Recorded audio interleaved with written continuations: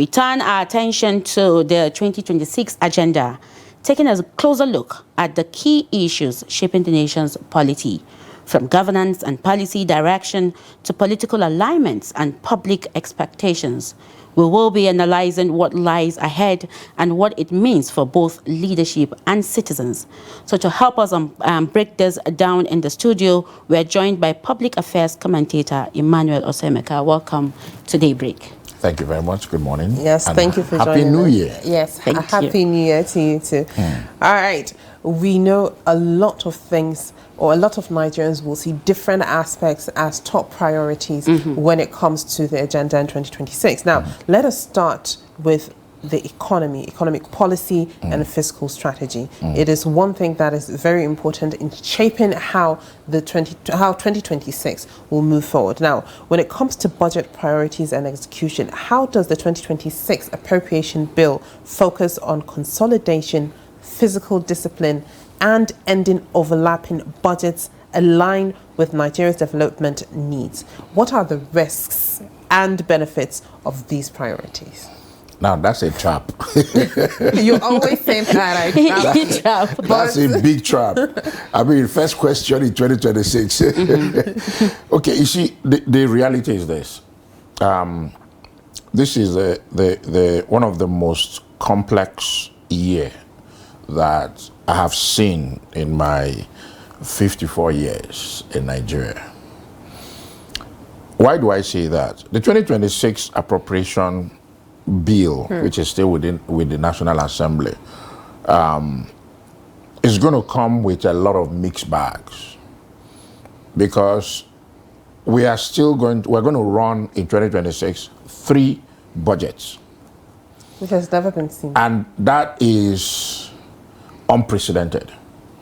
We're going to run the 2024 Appropriation Act, and we'll continue to run the 2025 Appropriation Act, in addition to the 2026 Appropriation Act. I've never, ever seen anywhere in the world where you roll over or you move over, whatever the nomenclature is, 3 years Appropriation Act, or simply say budget, and you run it in 1 year. We are in this quagmire because we've not been able to tell ourselves the home truth. Sometimes in 2025 or thereabout, I think it was the president himself who said that, they've received all the monies they need to implement the budget. In fact, I think it was about June or July or August. I'm not quite sure. It's around that period. Unfortunately, a few weeks ago, the Minister of Finance says that they couldn't even raise 10% of the budget. So we ask where the miscommunication is. I mean, they have to answer the question. And we are really excited because this is the election year. This year, according to our friend and our brother, Nyesom Wike, he said from January 1 we'll start politics. And that is reality. Unfortunately, they started politics like 2 years ago. Yeah. But the reality is that this is election year, and there will be a lot of questions. The issue might be that at the end of the day, will the government give us the answers we need? That's one. Number 2, I believe it is the irresponsibility of the National Assembly that has brought us where we are. Because there is nowhere, even by law, election is supposed to be from January to December. Whatever you are not able to do, you cross the T's and dot the I, and you move to the next one. And we know that when we take a look at each successive year budget, you see that it's a repeat of the previous year. So what is the craze, if I, for want of a better word, to move 2024 budget to 2025 and still move it from 2025 to 2026 and still move the 2025 to 2026? There is no way you're going to even completely implement a year's budget. How much more running 3 budgets? It is against the law. It's unconstitutional. There's no law in Nigeria that supports that. Now, moving on to revenue strengthening and, let's say social impact. 1st of January, we've seen that the new tax law has taken effect. It's been implemented. What measurable impact do you think this will have on revenue mobilization, economic growth, and equity in a society with high informality in employment? You see, I've never been, lost with the fact that Nigeria has the capacity to raise enormous revenue, even before the new tax law. We've always known that Nigeria has the potential to raise no matter any amount of money they want to raise. But the challenge has always been, plucking the loopholes. So across the length and breadth of Nigeria, you see agencies with overlapping functions.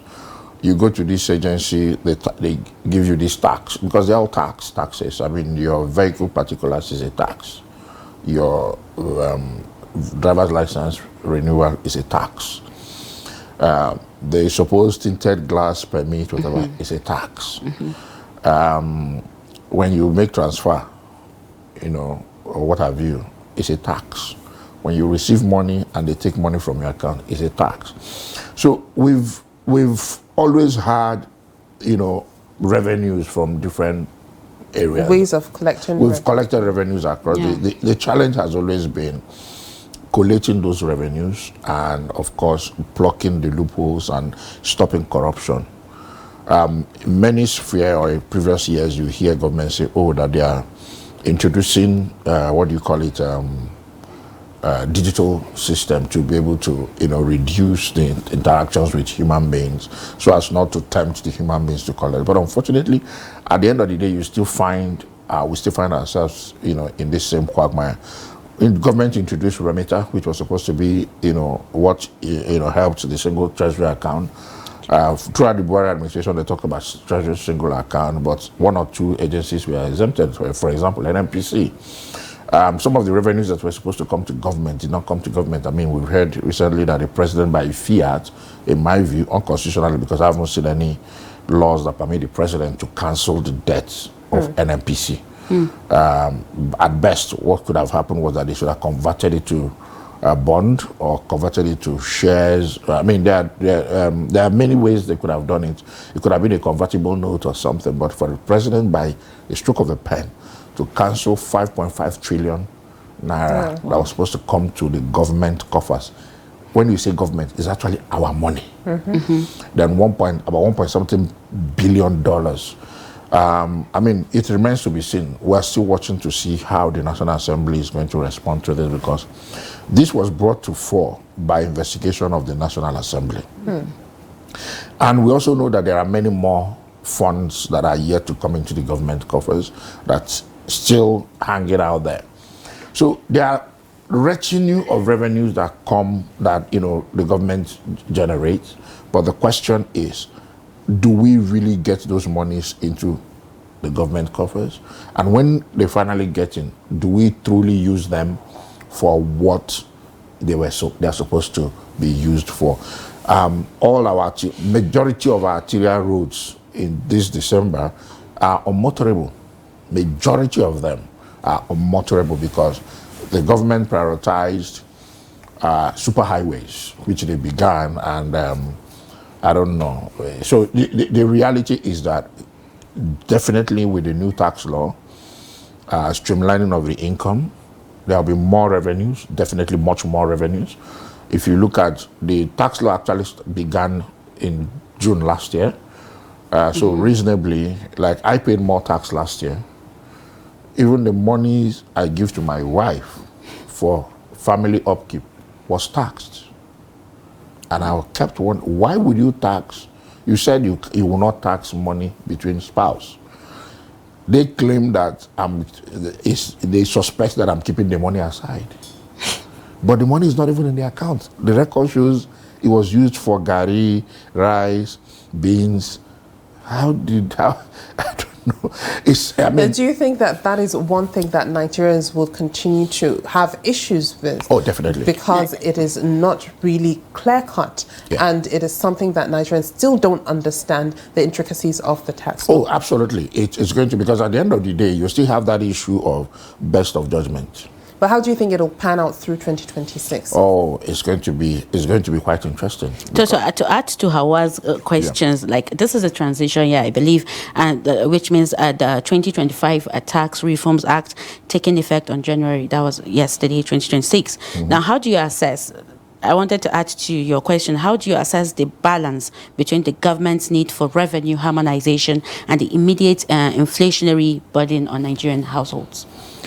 That's another major challenge that I don't you just mentioned one, you know. I don't know how they are going to navigate through, because when you look at the economic team is populated by men and women with loads of experience. But you see, experience can come from the positive and it can also come from the negative. I'm in the civil society, and sometimes there's this language we speak. You don't reinforce failure, right? That you've had 20 years experience. The question is, that 20 years experience, is it 20 years of monumental failure, or is it 20 years of impactful and successive interventions? So if we have men and women who are managing our economy today within the economic team, and their track record speaks to a particular experience, the reality is that you do not expect to see anything different. But if you have men and women who are pragmatic, who understand the realities of today, because one of the challenges many people have, or I believe that I have seen with the economic team and some of the things they are doing, is that the economy was rebased. So the calculations tilted. But in this 2026, the real inflationary numbers will come out, because it will be judged against the previous year. We rebased the economy, it dropped the numbers by half, supposedly. The reality is that it was predicated upon the previous year, which had a different calculation. So when you look at 2026, the 2026 will be judged based on the happenings of 2025. So the reality of the rebased economy will show. So don't be surprised when you see the inflationary numbers going up. When the inflationary numbers goes up, what you're seeing is the reality. Because the numbers are crashing, but the reality, the numbers are not crashing. The prices of food dropped, not because we were productive, but because we imported food items. Now, so those are the things that when you sit down and calculate, you will see that what we've done is that we kicked the can down the road. So this year, we're going to see it. And don't forget, every electionary year, you have increase in expenditures, monies will be spent, and as long as you spend monies like that, not for productive use, what happens? Inflation spikes. So now, before we move on to security and national stability, that is a very major one. So far, when it comes to growth and acceleration and investment, what structural reforms or institutional mechanisms are necessary to translate fiscal frameworks and investment strategies into broad-based, inclusive economic growth? If I were to advise the government, and my advice will be taken, what the government ought to have done for me last year was to invest heavily in agricultural production. Back in the days when we were in the Northeast, we had an arrangement with the military, and we created what we called a green belt. We called it a green belt because a green belt is a program that when you are in a violent area, where people cannot go to the farms, or maybe going to the farm becomes very problematic. Maybe people go to the farm, they don't come back. What we did was that we pleaded with the military to expand their security coverage.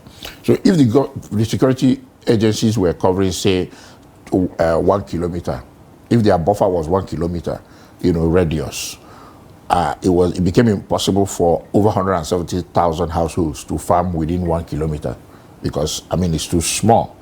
We tried to plead with them to see if they can increase that buffer to, like, say, 3 kilometers. And at our own, with a lot of amazement, the military said we can do 5 kilometers. And they gave us 5 kilometers in Borno, gave us 5 kilometers between Madagali and Michika, and we pushed all these guys to the farms, and they were able to produce for themselves. What the government ought to have done was to invest heavily in agricultural production. Remember, some time back, I think it was between 2012 and 2015, Nigeria produced so much rice. But the challenge we had was that we didn't have the milling machines to mill the paddy. We had so much paddy that we didn't even have enough machines to mill them. That's when they began to cluster the farmers. And of course, that brought about all these milling facilities you have around the country today. I think we need to revolutionize that. Dr. Kimuma Adekshina is still available, he's still around. He was the man at the helm of affairs at the time. So I believe that putting politicians in agriculture is a wrong mix. I believe that anybody who will man the Ministry of Agriculture should be a seasoned professional who understands what agriculture is all about. Because for us, our biggest export and the biggest driver of our GDP should be agriculture today. So if government had invested last year, by this year, we should begin to see the effect of that. But it's not too late. They can still begin to do it this year. If you make sure we farm adequately and produce what we eat first before we even begin to talk about export. And thank God we have a fertilizer, one of the biggest fertilizer farms in a mill, is it, what, I don't know the name, call it, the Dangote fertilizer. So the issue of, there's no fertilizer to help the people is no longer there. So I believe that these are the low-hanging fruits that the government can capitalize on. Good enough, they've been able to handle the macro issues. So the micro issues is where government ought to focus on this year if they truly, truly, truly are interested in the people, because the suffering is at the lowest ebb today. All right, let's talk about insecurity and stability, or rather security and stability. Now, how do you assess the government's efforts to address insecurity? Because it's at the top list, even in the 2026 budget, particularly in the northeast and northwest regions where this insecurity has eaten deep. And what more can be done to ensure citizens' safety? So, security starts with perception. I believe that the reshuffle that happened at the Defense Ministry was very good, but it's half measured. I do not see reason why the Minister of State for Defense will still be in office till tomorrow. There's no reason. If you must have someone from Zamfara, there are seasoned retired military officers or police, whatever you can put in that position. Because so we talk about perception. You have a man who was governor of a state and has been accused severally by the sitting governor that took over from him that he's a major sponsor of banditry. His own men, his own aide, accused him still, and you left him as the Minister of State for Defense. What are you trying to say? You are not serious with the fighting insecurity. I believe strongly that the government must prioritize impact, performance over politics. The man may be a fantastic politician for the good of the president, but the effect of the presence of that man will erode whatever effort the president and his team is trying to achieve. Across the globe, we found, look at the Jonathan administration. It was a Herculean task to buy weapons. Even when they tried through third, fourth, fifth party to buy weapons, they paid for weapons. Those weapons were seized. We've not retrieved that money till tomorrow. Nigeria lost that money, lost that weapon. And we suffered daily for that. So today, that should be a lesson to every administration that you don't play politics with security. Security should be top. 2, security is perception. There is no reason why the IGP should remain in office. His juniors are retiring, but the president have kept him. Why? Recall, he was the president's ADC when he was governor.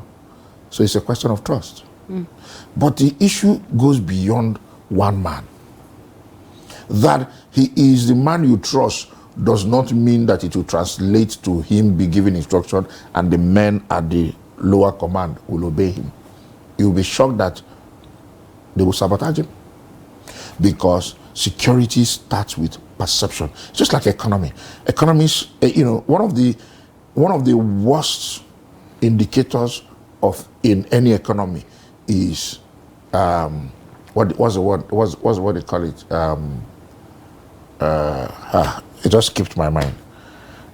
Perception. Let me just leave it at that perception. If people see that what you're saying and what you're doing are at variance, they will not believe you. Recall when the Boko Haram issues was at peak. I think it was 2010 or 2012. The citizens, the locals, trusted the Boko Haram more than our security agency at the time. Yeah, it was all about perception. Until the government with the security agencies began to implement certain programs, which gave birth to the Armed Forces Radio, to be able to speak to the people, engage the people. It was at that point that the armed forces, the army, began to even do humanitarian activities, just to make the people understand that we are here for you. We're not against you. Right. So if the people don't perceive that your effort is towards helping them, they will work against you. Now, and security starts from the grassroots. Now, speaking of perception and making sure that the people understand and have confidence in especially the government. Now, how should Nigeria balance counterterrorism operations, including, collaborations or cooperation, as they said, like the one with the United States-backed airstrikes, with the protection of civilian rights and regional diplomacy? How can Nigerians still have confidence in the federal government, knowing and understanding that they do still have control in making sure that they are on the way to eradicate insecurity in the country? If I was the president today, the same way targets have been given to revenue generation agencies in Nigeria, the same way we give target to the armed forces. Every one of them. So their target is eradicate this or you're out. Simple. I give 3 months. This is a milestone. You don't hit it, you're out. In fact, give me your resignation letter. That milestone hits, you don't get it, I throw it in. You're out. That way, you see, the running government is like running a corporation. It must be done with all sense of seriousness. You cannot handle counter, insurgency or such, complex security issues with kid's glove. And you cannot even sit down and imagine that you can politicize your way out of it or send 1001 spokesperson to come and churn out propaganda and talk nonsense, or begin to think that Atiku is the problem, Obi is the problem, Erufai is the problem. That's not the issue. The issue is that people are dying on a daily basis. And it has to be stopped. How do you stop the people, that level of killing? The people in many parts of Nigeria are currently idle because there are no economic activities going on in that area. Majority of the people in certain areas are predominantly farmers. What have you done to empower those people, to give them a sense that we will have to fight to keep this place? Nothing. So when you add what I said before about agricultural production and the insecurity issues of fight, you bring them together, you'll be shocked how these insecurities will fizzle out. Two, when you look at the information that has been coming out in the past 1 year about the involvement of the Turkish government in supplying arms to Boko Haram, I believe the federal government has not taken advantage of those information. Then three, every man, woman, company that have been named to be sponsors of terror in Nigeria should be named, shamed, arrested, prosecuted, and jailed. Okay. With the 2026 budget allocating 5.41 trillion to defense and security. Now, what are the key areas of focus for security agencies, and how will this impact national stability? I believe strongly that our armed forces are doing a fantastic job. I mean, I've worked, closely with them in the past, and I still do, but not as close as I used to be. And I have seen them in action. By the grace of God, by the mercies of God, God saved me using the same armed forces. I know I've mentioned it here before. In my few years, 7-8 years in the Northeast, at least at the last count, we survived about 18 suicide attacks. Some of them were up close, some of them were just right in front of us, some of them happened along the convoy. And if not for the military, professionalism, I might probably not be here today. I recall those days when I returned, my friends would be looking at my hands to check if they are complete and all that. We are able to tell the stories today because God helped us. And I must say, the armed forces are doing a very good job. And I'm glad that this kind of monies have been voted for the activities. However, it is not enough to budget. It is, they say the taste of the food is in the eating. Is that the way they say it? Mm-hmm. If we budget funds and we don't release it, I don't know how and what magic the gentlemen and women are going to do. One of the challenges of the 2024 budget and the 2025 budget is non-release of funds. I know an agency in Nigeria today, throughout 2025, they did not get 1 kobo from their budget. How are they supposed to run things? Exactly. I know an agency in the Ministry of Agri, under the Ministry of Agri.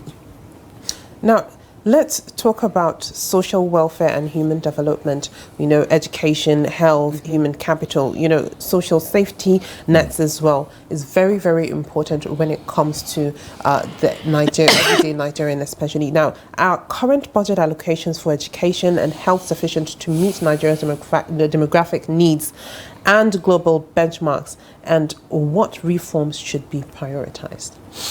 So, one, where it's good to vote money for education, for health, mm-hmm. for name it, all the human development, indicators and all that. I mean, if you listen to, I think one of the presidential candidates one of his go-to word is about human development, index, human development. I think it's the Labour Party, former Labour Party presidential candidate.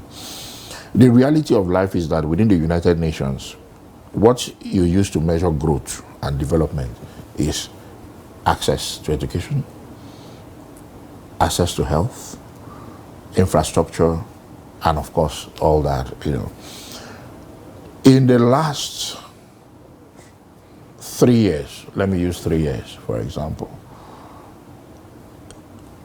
many of our leaders have fallen ill or have been bedeviled with one form of major ailment or the other. But what do you see? Medical tourism. The current Senate president, while he was governor, built one of the best specialist hospitals in Uyo. I don't know why it's not in use. When that hospital was commissioned, it had state-of-the-art equipment. I also recall that in Lagos, for example, there are 2 world-class 5-star hospitals. Let me use the word 5-star. But they are not being used. I'm talking about private hospitals.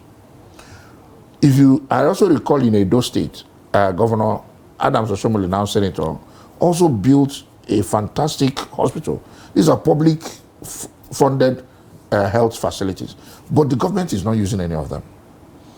Now you come to this year, this period we're talking about, I have not seen, for example, in FCT, the hospitals are so dilapidated. I'm talking hospital.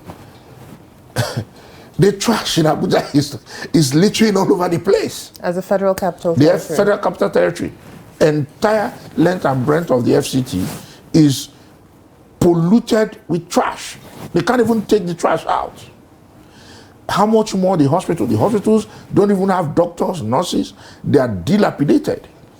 Once upon a time in the FCT, the private hospitals are not even patronized because the public hospitals had the best doctors, had the best facilities, but today it's all history. All right.